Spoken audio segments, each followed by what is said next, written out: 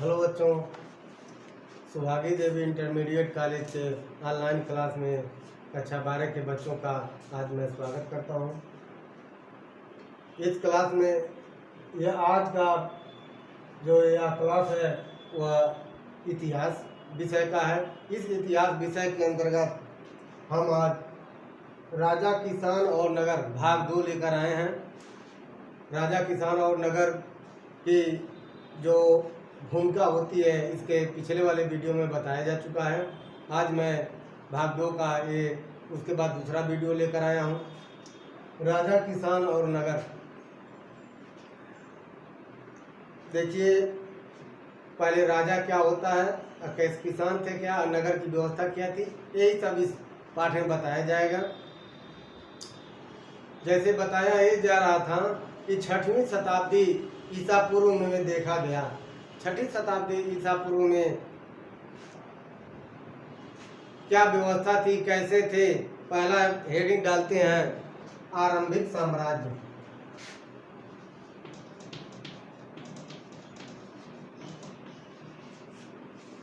आरंभिक साम्राज्य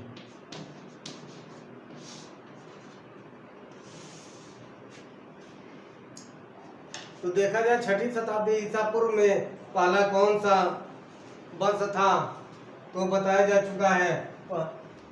वो बता चुके हैं, खाली नाम लिख रहे हैं, क्या उसको पूरा लिखा है। पहला वंश था हर्यक वंश। हर्यक वंश के बाद देखा जाए तो शिशुनाग वंश आया, और शिशुनाग वंश के बाद नंद वंश आया। नंद वंश का जब अंतिम शासक जो घनानंद था, जब घनानंद मगध की राजगद्दी पर बैठा था, मगध की सीमा बहुत विस्तृत थी। मगध की सीमा बहुत विस्तृत थी, और घनानंद के ही समय जो सिकंदर है, जो महान विजेता माना जाता था, वह भारत के उत्तरी सीमा पर आया था अपने सैनिकों के साथ। लेकिन घनानंद की विशाल सेनाओं को देखने के बाद सिकंदर के सैनिक मगध पर आक्रमण करने से इनकार कर दिए, क्योंकि वह युद्ध करते करते थक भी गए थे, और उस समय घनानंद की सेना विशाल थी। इसलिए सिकंदर के सैनिक युद्ध करने से इनकार कर दिए, और सिकंदर क्या हुआ, उसके बाद वापस लौट गया, यूनान लौट गया, और रास्ते में जाते हुए उसकी मृत्यु हो गई। तो वो बात छोड़ दें, तो आरंभिक साम्राज्य क्या था। तो घनानंद के दरबार में एक चाणक्य नामक ब्राह्मण रहते थे। ये पंडित थे, बहुत बड़े विद्वान थे, ये राजनीतिक विद्वान भी थे। घनानंद ने अपने दरबार में एक बार घनानंद को अपमानित कर दिया, उनकी चोटी पकड़ करके भी अपमानित कर दिया इसका, और उनका उपहास उड़ाया। तो चाणक्य ने अपने अपमान का बदला लेने के लिए प्रतिज्ञा किया, और मगध और घनानंद के दरबार से बाहर निकल आया। और बाहर जाते समय एक बार रास्ते में एक बालक को देखा, और उस बालक की प्रतिभा को देखकर वह उसको अपने पास बुलाया, और उस बालक को शिक्षा दीक्षा दी। आगे चलकर यही बालक चंद्रगुप्त के नाम से विख्यात हुआ। यही बालक चंद्रगुप्त के नाम से विख्यात हुआ। वही चंद्रगुप्त जो घनानंद को पराजित करके मौर्य वंश की स्थापना की। अब आता है अगला हेडिंग, मगध साम्राज्य का विकास और मौर्य वंश का उदय। मगध साम्राज्य का विकास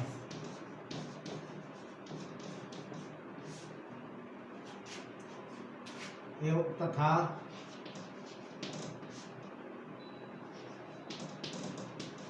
मौर्य वंश का उदय।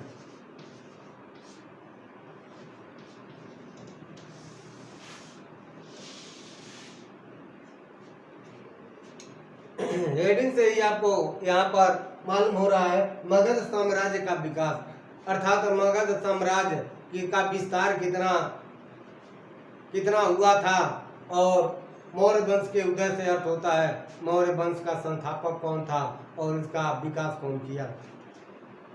तो मौर्य वंश का संस्थापक चंद्रगुप्त मौर्य था, जो घनानंद को पराजित करके नंद वंश के जगह मौर्य वंश स्थापित किया और मगध साम्राज्य का शासक बना। तो मगध साम्राज्य अगर देखा जाए, मगध साम्राज्य को अगर देखा जाए तो उत्तर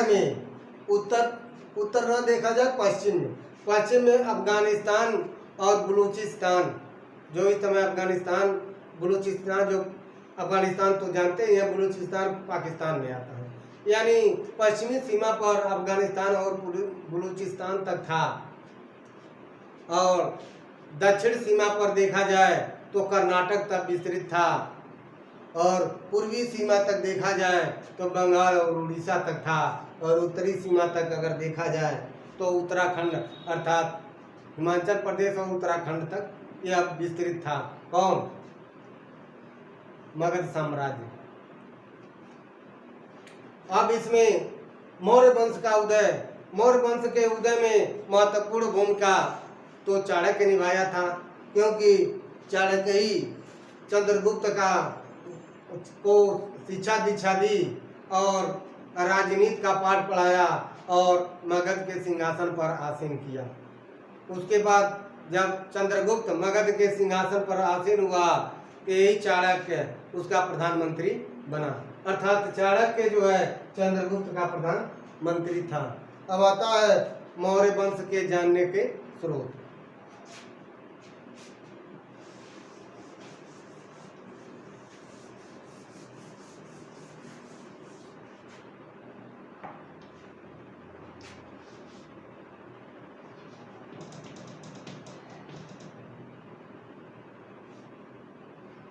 मौर्य वंश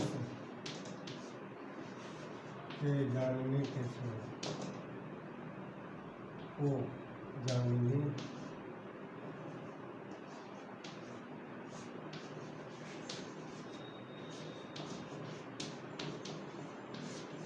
मौर्य वंश को जानने के स्रोत, मौर्य वंश को जानने के अनेक स्रोत हैं, जिसमें अगर देखा जाए तो सबसे पहले आप देखेंगे तो पहले है मूर्तिकला।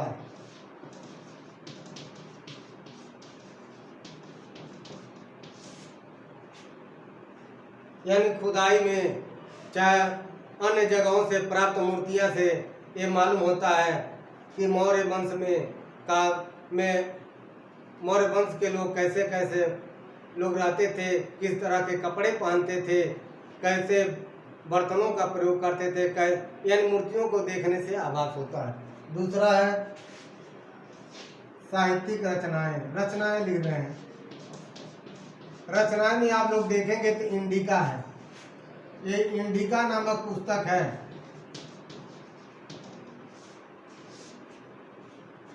इंडिका नामक पुस्तक के लेखक है मेगास्थनीज।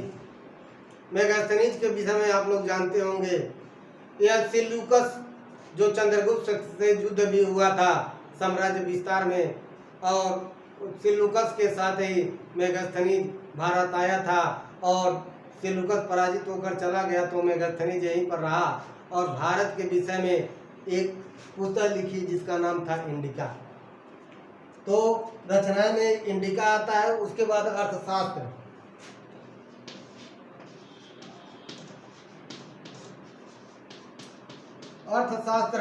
अर्थशास्त्र को देखेंगे, इसके लेखक है कौटिल्य अर्थात चाणक्य, जो चंद्रगुप्त विक्रमादित्य के प्रधानमंत्री भी रहे हैं।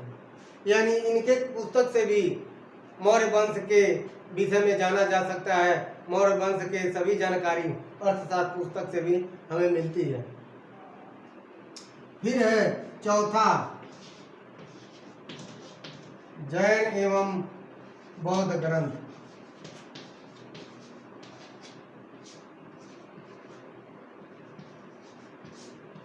जैन और बौद्ध ग्रंथों की पुस्तकों को देखा जाए, जैन और बौद्ध ग्रंथों की पुस्तकों को देखा जाए, उन ग्रंथों को देखा जाए तो उससे भी मौर्य वंश के जाना जा सकता है। अर्थात इन पुस्तकों में भी मौर्य वंश का विवरण दिया गया है। अब उसके बाद आता है अशोक द्वारा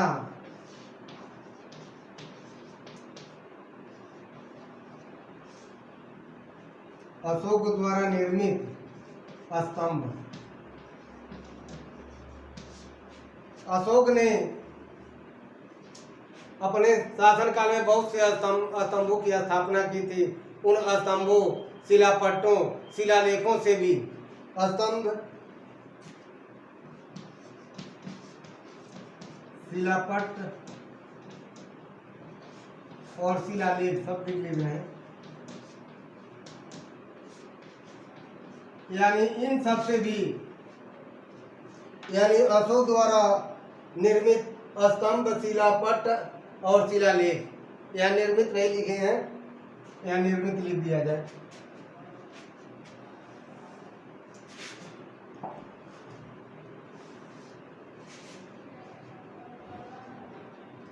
अशोक द्वारा निर्मित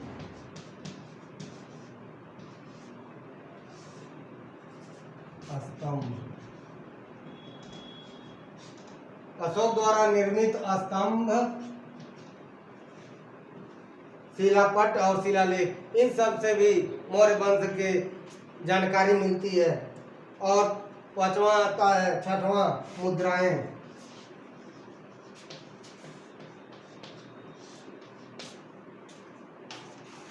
यानी मौर्य वंश के मुद्राओं से भी पता चलता है कि मौर्य वंश के लोग किस तरह के सिक्के चलवाए थे। अर्थात मौर्य वंश में देखा जाए तो तांबे और कांसे के सिक्के प्रमुख रूप से चले थे। यानी इन सब से भी हमको मौर्य वंश के जानने के स्रोत में ये सब महत्वपूर्ण स्थान रखते हैं। अब आता है आपका मौर्य साम्राज्य में शासन प्रबंध।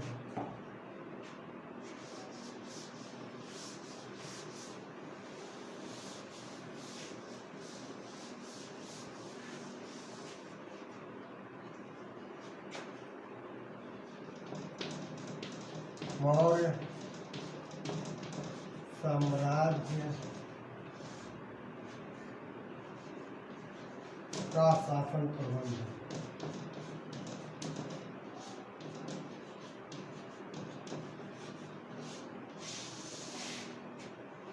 मौर्य साम्राज्य का शासन प्रबंध अर्थात मौर्य साम्राज्य की शासन व्यवस्था कैसी थी। तो मौर्य साम्राज्य का प्रमुख होता था, पहला वो सम्राट होता था।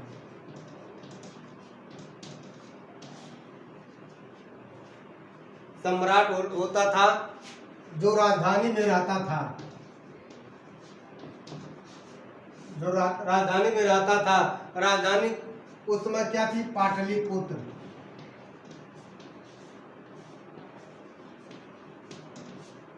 मौर्य अगर देखा जाए तो मगध की राजधानी उस समय पाटलिपुत्र थी मौर्य के समय, और जिसे आज पटना के नाम से जाना जाता है। दूसरा क्या है? दूसरा अगर आप लोग देखेंगे तो मंत्री परिषद।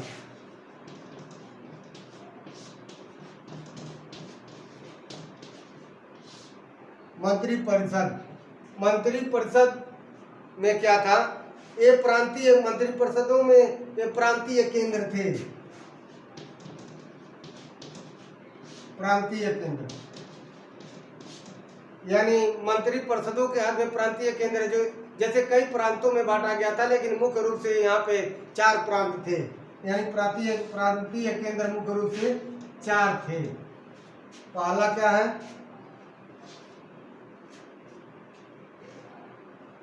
पहला था तक्षशिला।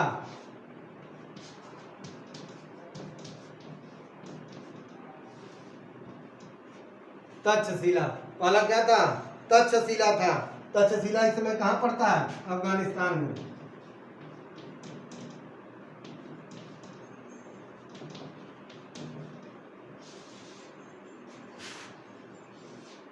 तक्षशिला था। दूसरा क्या था?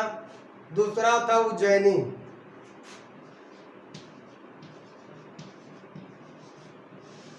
उज्जैनी कहाँ पड़ता है? मध्य प्रदेश में। तीसरा क्या था? तोसल।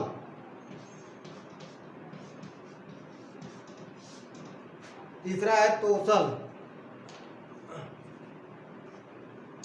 तोसल आपको उड़ीसा में पड़ता है।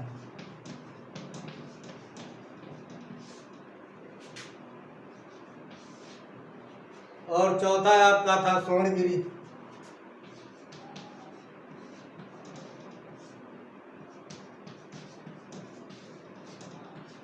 स्वर्णगिरी आपका कर्नाटक में पड़ता है।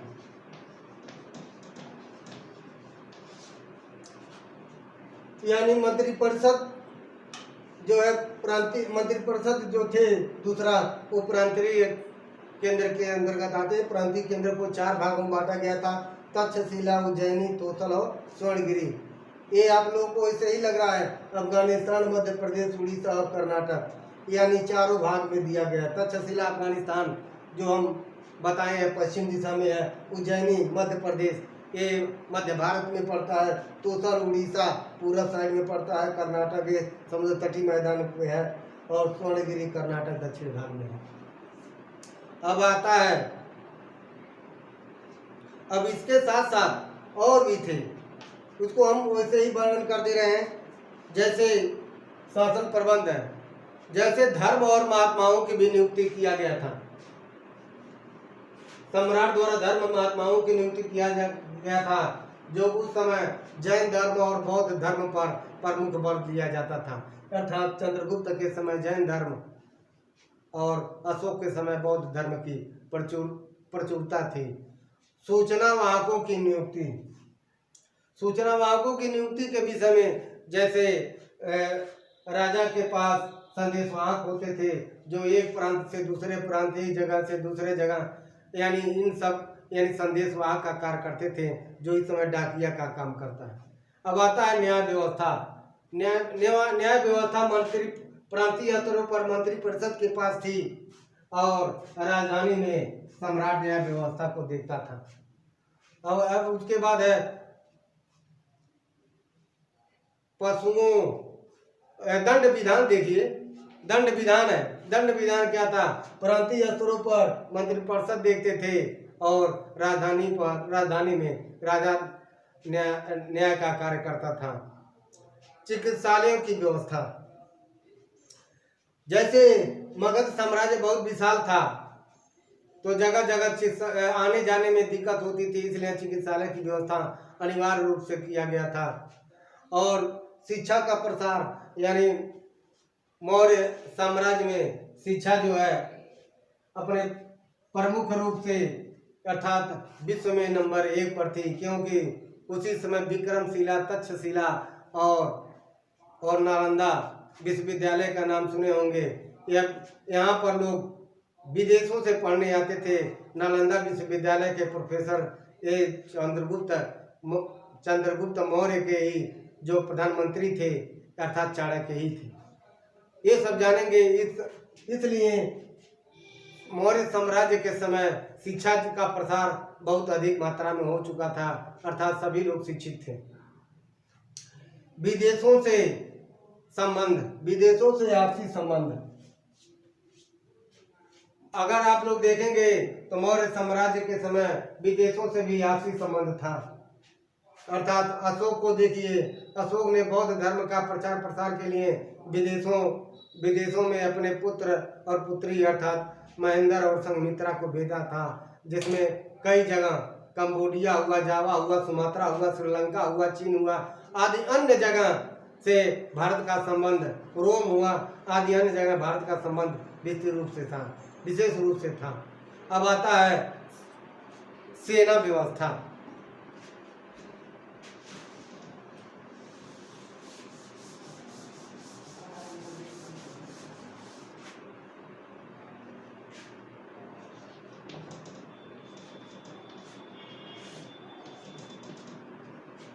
यानी सेना व्यवस्था।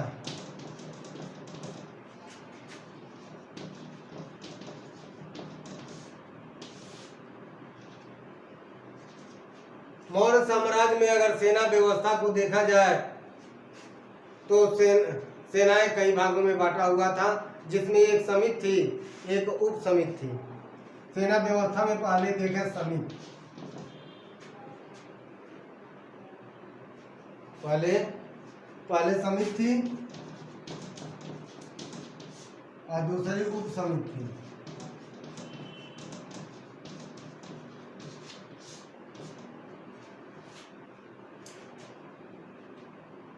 एक प्रमुख जो सेना नायक होता था वो समिति के अंदर राजा के देखरेख में था, और उसके बाद उस समितियों में जैसे एक एक टुकड़ियों के एक सेना नायक होते थे, जिसका प्रमुख सेनापति होता था। अब ये समितियां कई भागों में थी, जैसे जल, नौका, जल सेना व्यवस्था किया जाए या नौका लिखा जाए। चलिए जल सेना व्यवस्था लिखिए। ये जल सेना थी जो उस समय नौकाओं पर थी। आप तो पनडुब्बी की व्यवस्था है, उस समय जल सेना थी। ये जो है समुद्री भागों पर अर्थात लुटेरे और डाकुओं से सुरक्षा करती थी। दूसरा था अश्वारोही, पैदल, पहले पैदल लिखा, पैदल, रथ, अश्वारोही,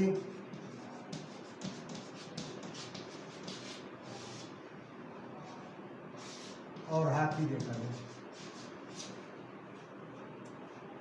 जल सेना तो बता दिए।